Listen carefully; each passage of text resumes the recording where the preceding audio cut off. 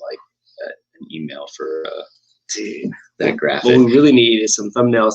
Hello, welcome to the podcast, Shooting the Fit, episode number 31? 30. Or 30. 30. Episode number 30. Okay, well, that's 30 in a row.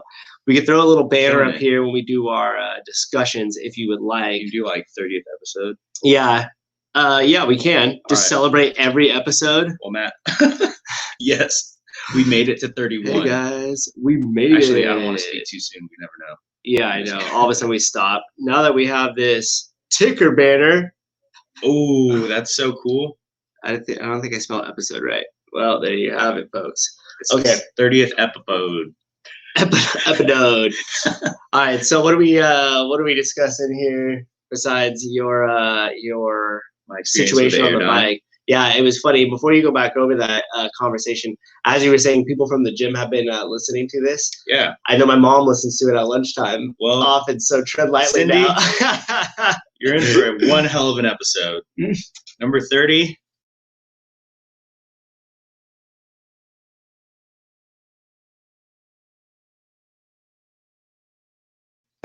Good friend Savon. Don't let him say that because then he'll say he doesn't know me. Oh, he probably doesn't.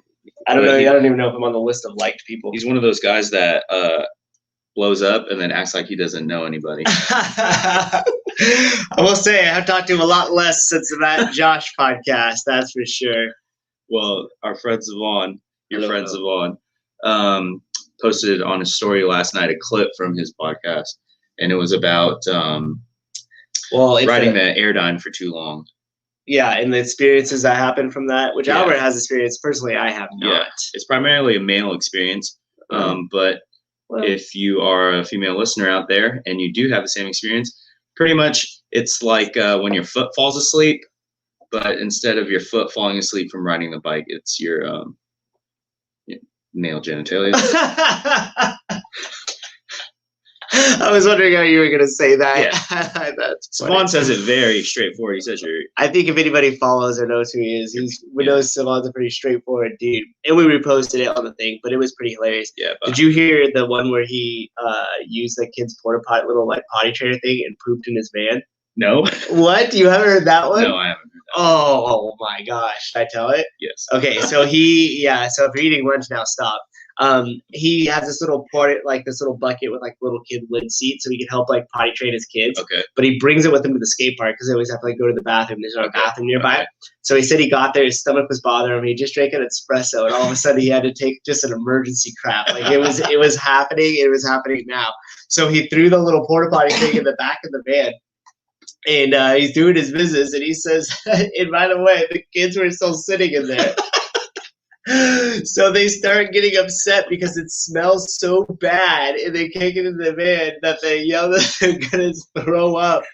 And then he looks over, and Ari, one of the youngest ones, is throwing up, and the vomit is coming out of his Batman mask. Is he like? No, he's full on Just throwing throwing up, up? and he just looks back, and vomit is coming out of a Batman mask while he's taking a crap inside this van. And then, How did he miss that? and then, dude, you gotta Oh, watch that gross. one. It's hilarious. And then his oldest son, Avi, was just telling him how shitty of a dad he is. For taking a shit in the van. So the real question was, Josh? I think Josh was like, "Well, how'd you dispose of it? Did you just throw it out the window on the freeway on the way Yeah. home, or what?" Is there like a baggie that's lying on the seat, or is he just going like straight forward in the seat? We should just the podcast should just digress to us just reacting to the Matt, Josh, and Savon podcast, where it just Hey, plays in the corner, We can do that. A and lot then of we people just do that, and we just talk about it. they're not able to develop original content like this. Oh my god, original content. Okay, so what actually do we have on the menu today? Will be I don't think it'll be a short episode because we got started earlier than we normally did. Yeah. But we do have a new coach to CFL, not a new coach to coaching, but a new coach to CFL jumping in today. So I want to make sure I have a little bit of time to hang out to watch his class, to review the start, and to make sure he got some nice intro. You talk about him. His name's Nick. Oh yeah. You get a plug. Go check out his programming online. No, I'm just kidding. Just like everybody sells programming online now. Yeah, his name is Nick. He's a good friend of mine. Started weightlifting together a couple long years ago. But he's coached CrossFit for a long time. He was coaching CrossFit from when I met him. So should be nice to see him in the gym. Yes, and he hasn't coached in a while because of the whole pandemic thing, so it'll be good to get back. Oh, security alert. That's just me signing into mine. So we got a couple of new coaches coming through, like new to CFL and one new to coaching. And we're kind of like taking them through our process here.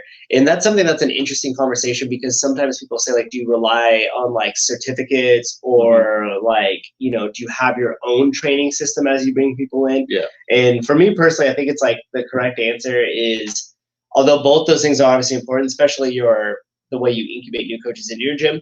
But the main one being kind of like, well, what's the experience level that you have? Because the certification, I mean, anybody can go out there and get a certification, but until you're out there like watching people move and seeing movement, correcting movement, having time on the gym floor, like, you know, it is what it is with those things. But definitely the time on the gym floor is very important because, you know, whether your class is like 3 people or like 13 people, you have to know how to manage those because each of those classes have to be managed differently. Yeah. And like you could have a variety of skill levels in that group. Like it's not always going to be the same. So you have to know how to, you know, adjust on the fly from somebody who needs a small detail cue because they're a experienced weightlifter as opposed to somebody who needs, you know, basically like just how to do the movement in general. Yeah. Right. Plus, I mean, in our gym, everybody's pretty fit friendly within the class. So you get a rowdy group of people and you can't get your point across because everybody's talking over you. Well, so enough of the members listen to this, so maybe we can actually talk about that because I think that's one of the hardest things to keep your energy and like patience with, at least for me as a coach. And it's not like, you know, everybody needs to be quiet so they can listen to me. And I get that like some of the stuff we do is, you know, it's a little repetitive. And if you're coming to the gym for multiple years, you kind of think you know it. But at the same time, it's like, you know, I'm only going to talk for a short period of time and then you guys are going to lift and you're going to have your other time. So it's like, let me just get what I need to get out. I don't say anything to you like really during the workout unless, you know, we see some adjustments need to be made, like you need to change some weights or change some movements. Yeah. But ideally all the coaching's done by the time you're in the workout. There's no in the CrossFit level 1 or in the USA weightlifting level 1 or NASM, there's no crowd control or group control section. Correct. There's no people management section. Right. So in this, it's as much as instruction and education that we're here for, like to spread knowledge for people to do better. There's no people management part that's taught about that. So as a coach or maybe there's an idea for a cert right there. We could take the people management CFL certification. Yeah, the CFL culture certification. PPC. It just help with that. People PM. I mean, that is the hardest part. And one of the, like, we have certain like bumpers in place here to help preserve the culture. And number one is, and obviously I'm going to say this all the time, it's just pushing communication. Communication is like key between coaches, between members, between coaches and owners, between members and owners. The more you're communicating with your staff, the more you're communicating with your members, the less problems you're going to have. But once communication stops and things are misinterpreted, resentment starts to build, then you start to get this like little islands of different conversations or gossip happening without everybody at one room at the table. Yeah. And then like I was saying when we were talking to Deb and Nick as we're getting ready to have them coaching here, I was like, communication is key because if you're experiencing an issue with another coach or with myself, you have to talk about it right then and right there. Because if you let those little things go or you see things that are bothering you, you're not talking about it right at the time, it just builds and it becomes something that it doesn't need to be, right? Yeah. It's real easy to like take that, whatever thought you had because you didn't express it and then take it home and then let it turn into something that it really shouldn't be because it's never been addressed. But I think that was a great point, like learning how to coach and not just coach to educate, but coach to, you know, get across to people. Like managing people. You already said it right there. And you're right. Like the L2, right, which is I think probably the best seeing, correcting, and group coaching certification that's out there. That's the one that's a little bit more hands-on, right? Yes, it's way hands-on. You're way more involved. That one in itself too does have a group management piece, but not in the terms of like the way you're talking about it, not in terms of like how do you handle conflict, how do you handle conflict between two other people, like when do you intervene, like a lot of that stuff is learned through experience. Like they do a great job of like how do you manage and control a group of 5 people while you're seeing and correcting a movement, which is also a really important piece of the puzzle, but it's also just one piece of the puzzle because you also have this whole side of like, well, how do I have those tough conversations? Like, when do I interject between 2 members potentially having a conflict? That's a really great point because, I think we're so lucky here that I've never had any like 2 members as long as I've been here, like interact with each other in a negative way during a class, like, or like an argument or a fight's brought out. But I'm sure that like happens at other places. Yeah. Like, and I mean, like, hey, stop it. You're adults. Right. Whenever you get like a large group of people together, inevitably not 100% of the people are going to get along. And a lot of the stuff that people are bringing in here are things that have nothing to do with other people in here, but maybe that attitude just came out because of what's happening outside of these walls, right? And I know I'm definitely not perfect. Like I've come in when it's just been like stressful or having an issue, my patience is low, and I'll say a couple of things, or like I'll say something a little like whatever short or something like that. But I've made enough deposits in that emotional bank account by like over delivering and over being nice that when those little things happen, they tend to be overlooked. And back to your point about what I was saying with like Nick and Devin, them too, is we don't have anything. We've had all of our staff for like the better part of 7 years now. And really we haven't had any issues because we always talk about the culture of it. We always talk about open communication. We always, I try to be on top of any little conflict that's happening to nip it in the butt right away and say, hey, what's going on with you guys? Or, okay, do we need to get people in the room? And we haven't really had the need to bring in any more coaches. Like at one point we were building up, pre-COVID, it was looking like we could bring some coaches in, but then, it got pulled down. But now we're at that point. Now we're at that point where we can start bringing in some new coaches and some new faces on the floor, but it'll also help and expand the coaching staff that we have. It was funny because yesterday, I was trying to address someone in a nice manner, like how I could correct their form. Because, me, with my weightlifting group, sometimes I'm a lot more short and like straight to the point. Almost can sound like rude, like, hey, fix that. Or like, that was terrible. And she's like, Albert, like, why would you say that's terrible? Could you say it some other way? And it's like, I just rephrased it to something more nice. Or like, if it was somebody that I'd never really coached before, be like, that looked great, but I think that if we just changed this, moved it to that, and you tried doing this a little bit, it would really help your form. And on the next set, maybe if we tried a little bit of those, but they don't teach that. Right. That is why. Dylan's outside. We have a crowd of people gathering at today's podcast. What's up? I'm just grabbing this from. Do you want to say hi? Oh, it's Brianna. I couldn't tell who it was in the mask. Hi, everybody. And I was like, what's happening? Hi, Brianna. Welcome to the podcast. Come on in. Welcome. No worries. Bye, guys. Nice little cameo. Yeah. That's who was out the door. I don't know how much I turned off the YouTube one so that way we could just get involved with the conversation. Oh, yeah. They probably saw that whole thing go down. Yeah. Shout out to all your listeners. If you made it this far, please like and subscribe. Well, most of our listens come after the live. That's true. We know that due to the Plus, we got started earlier, so because we're earlier, people are thrown off. They're not 20 minutes late. Yeah, they're like 11:45. But yeah, going back to that point, that as far as I put this on my Instagram too, but like that model that I have in place, taken from the Stephen Covey books, which is the mature coach model of consideration and courage, and that's what allows us to.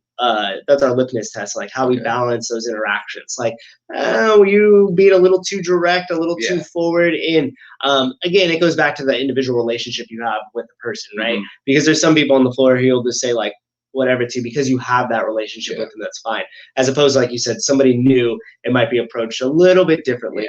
And those things aren't taught. And maybe that's a good thing to kind of lean into, because there's a lot of that has to do with, like, people can work out anywhere.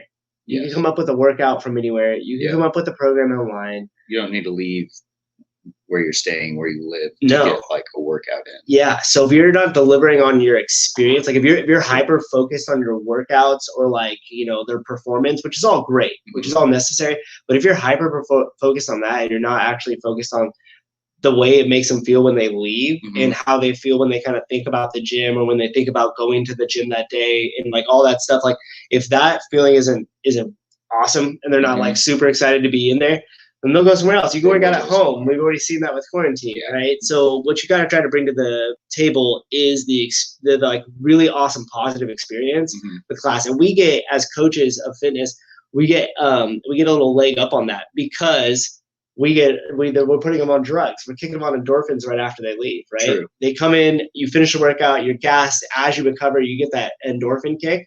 And it's easy. Yeah. As long as you weren't a jerk the whole time, they're going to be pumped about it. And you're going to be excited it's over and like, hey, great job. Most of the time, they're just like, oh, man, that was a hard one. I was like, they usually are. Yeah.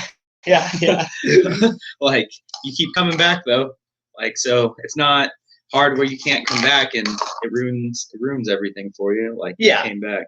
But yeah, and we get to see it multiple hours a day, like from different people. So it's not just like one person that was like leaving and super stoked about it or got that endorphin rush. It's, multiple classes, multiple people. Classes. And a lot of people, especially with quarantine, had told us like how much this place meant for their like mental health and like more of like a sense of purpose. Like, I got to check the box at the gym. And I'm really excited for like when we're allowed to get back open and stuff too, because accountability, we realize, is a big piece of it. And having some sort of system and process at the front desk that keeps the members like, hey, if you've been gone for a week or 2 weeks, you're going to receive an email, you're going to receive a call from CrossFit Livermore, and they're going to leave a voicemail on your thing. And we started doing that pre-COVID. And obviously we've been open, but people might not have been attending the gym due to their comfortability level and what have you, not just for the fact that they were just being, they were just behind on their fitness. So, but once we're back to open 10% capacity and we throw that thing out there, then we're going to start reaching out and being like, hey, come on back in, or, how can we better serve you with something at home? But yeah, putting a system in place for that accountability is big, because that's going to be the difference between somebody wanting to come to your gym, is that experience, the accountability they get from the people that are around them, a friendly coach, they're going to walk through it, versus like, going somewhere and being like, yeah, that was okay. Yeah. Like the real slow pace of 24-hour fitness.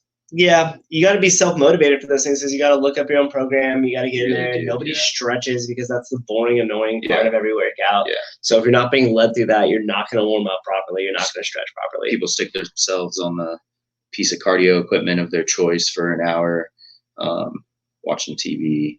I'm guilty. Of it. But guess what? I had great programming behind it, and that's what I stuck to. Yeah. Actually, some of those bodybuilding days are fun. I used to do a lot of it. I think I used to go to like muscleandstrength.com, and I would they would have all these different couple day splits where you would do like back and buys and chest and tries. I did all that before CrossFit. I mean, in a perfect world, I'm pretty sure you wouldn't be against having like a couple pulley weight stacks and like to do. Oh, not at all. No. And make no mistake, there is value in those exercises, 100%. in those machines. And 100%. I think people that go too far I don't look at obviously I'm biased because it's a CrossFit gym, but I try not to look at everything through the lens of CrossFit, right? I try to look at through the lens of like totally optimizing your health and fitness in the sense of like the general population. And we know that people rehabbing for injuries or getting things up to speed, other muscle groups that may be weak or compensating, like there's no better than a machine that'll isolate it to take you through those to get you fit for that. I just don't think it should be the main purpose of your program unless you go, my goal is to go on stage and do a show.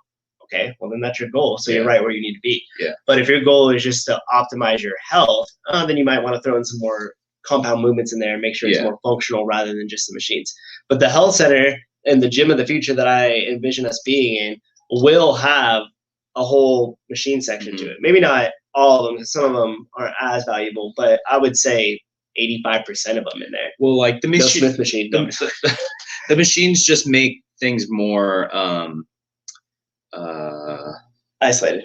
Not in sense of the movement, in sense of not available, but like you have the one for the lat pull down, you have one for the row, like all the movements you can do there. Like I can do those same movements here. Like I program them all the time, but they're just with bands. Right. Like you could do your or a dumbbell version of it. Yeah, or a dumbbell version of it. Convenient. It's just more convenience having a weight stack set up with all those pulleys on it versus like having to set up a band low or high or like move it and not having like super strict or varied resistance. But like you said, they should be able to get some compound movements in and then use those to like isolate movements and strengthen like certain areas that they're probably weak on. If you had access to both of them and you were kind of pegged with like your coach, like I envision you come into the gym, you get your mobility screening. Once you do your mobility screening, we're going to kind of highlight, hey, this or that needs to be brought up to speed depending on how bad it is or what it's from. If it's like an old injury or something like that, you could even get hooked up with like a physical therapist or somebody that will kind of get you a program to get you up to speed. You would be using probably a lot of those isolated machines. And then for the bulk of your fitness, you come into the group class, so you're working out with friends and other people and, you know, lots of compound movements. I think the correct thing is all of it under one roof, but with somebody that from the time you walk into the door kind of guides you through. And everybody says that they don't want that usually, like especially the younger gym goers, right? Like showing something that they don't want that, but nobody knew they also wanted Amazon Prime before it was there. So it's not the fact that like you just don't know what you don't know. And if you built in a system that as you came through was part of a group, but also individualized certain things to you and gave you those options under one roof, I think that's the optimal way to do it. Do you think that's trust? Like they don't trust somebody telling them what to do? No, it's because I think everybody has their goals and they want to be on their own time. So I think a lot of it has to be like, oh, well, then I got to like tell you what time I have to be here and someone has to be here. So there's a lot of friction between them and basically moving some weights around. But I think if you had somebody where they were walking into a place where they were optimizing either performance, they're a young athlete, so you put them in an optimized performance bucket, or they have no competitive goals. They're a little, you know, they're not whatever. They're not on a team or anything. They don't care about that. Then you optimize them into the health bucket. And if you were to take those two where they mark it on a thing as to what their goal was, and then you ran them through that system to where you were like, hey, I'm going to optimize your performance or I'm going to optimize your health. You'll miss a little bit of space in between with the people that are like, oh, I just want to get big. And that's just because they probably, you know, are uneducated on certain things, or maybe they just want to get big. That's cool too.